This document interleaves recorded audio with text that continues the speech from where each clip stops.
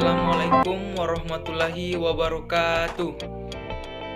Salam sejahtera bagi kita semua. Puji syukur kita panjatkan kehadirat Allah Subhanahu wa Ta'ala, karena dengan izin dan perkenannya lah semata kita dapat berkumpul pada hari ini dengan keadaan sehat walafiat. Perkenalkan, nama saya Jeffrey Monoarfa selaku moderator dari kelompok 3 Program Studi S1 Kesehatan Masyarakat, Fakultas Ilmu Kesehatan, Institut Kesehatan dan Teknologi Graha Medika Kota Mobagu.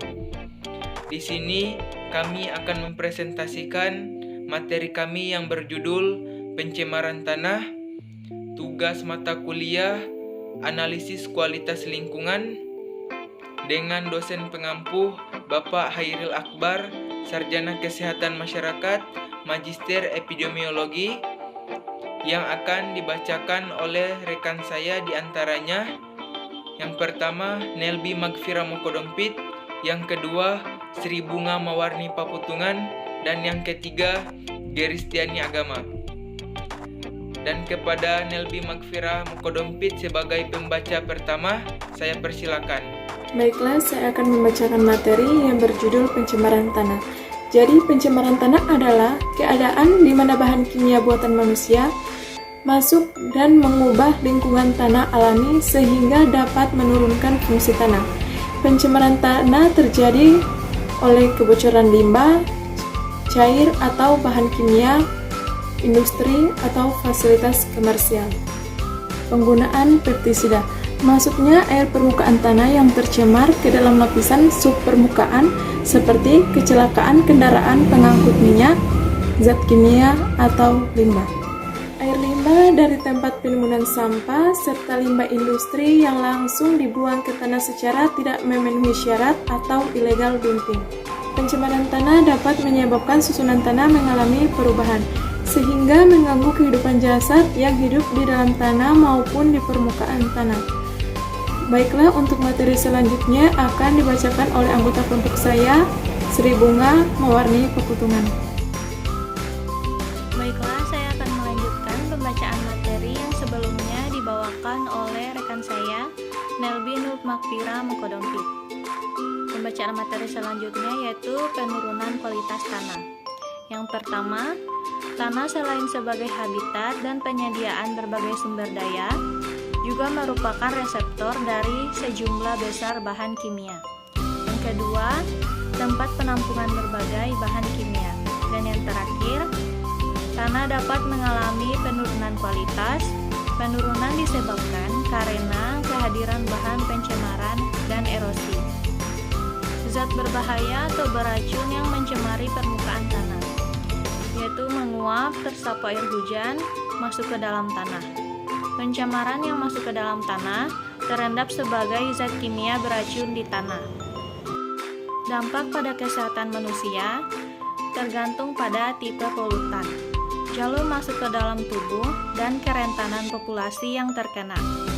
Ketiga, bersentuhan atau dapat mencemari air tanah dan udara di atasnya. Cara pencemaran tanah yaitu ada dua. Yang pertama, secara langsung, pupuk kimia berlebihan, pestisida, limbah organik atau plastik. Dan yang kedua, secara tidak langsung, yaitu melalui air, mengandung polutan, dan melalui udara, hujan, asam. Selanjutnya, untuk pembacaan materi akan dilanjutkan oleh rekan saya, Geristiani Agama. Baiklah, saya akan melanjutkan hasil presentasi yang tadi sempat dibawakan oleh Sri Bunga Mawarni Paputungan. Jadi, contoh bahan berbahaya pencemaran tanah dan akibatnya pada kesehatan manusia itu ada 4. Yang pertama, krom dan pestisida. Yang kedua, limbah merusak akan otak dan ginjal terutama anak-anak.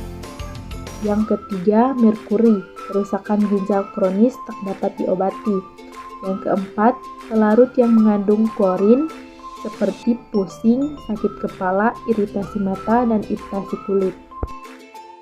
Sumber-sumber pencemaran tanah terbagi 6, yaitu penggunaan pestisida yang berlebihan, yang kedua aktivitas pembuangan sampah anorganik, Yang ketiga, pencemaran karena tinja. Yang keempat, deterjen yang bersifat non-biodegradable.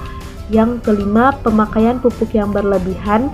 Yang keenam, logam-logam berat seperti zinc, timbal, kadmium, dan merkuri. Pencegahannya itu ada banyak. Yang pertama, mengubur sampah organik. Yang kedua, manajemen pengelolaan sampah. Yang ketiga, pengolahan limbah industri. Yang keempat, penanganan sampah radioaktif. Yang kelima, pembatasan penggunaan pupuk kimia. Yang keenam, menggunakan deterjen yang dapat diuraikan oleh mikroorganisme. Demikianlah presentasi dari kelompok kami. Mohon maaf bila ada salah kata atau tutur kata yang kurang berkenan dari saya selaku moderator dan rekan-rekan saya saat pembawaan materi. Dengan ini presentasi saya tutup dengan ucapan wabillahi taufik wal hidayah. Wassalamualaikum warahmatullahi wabarakatuh.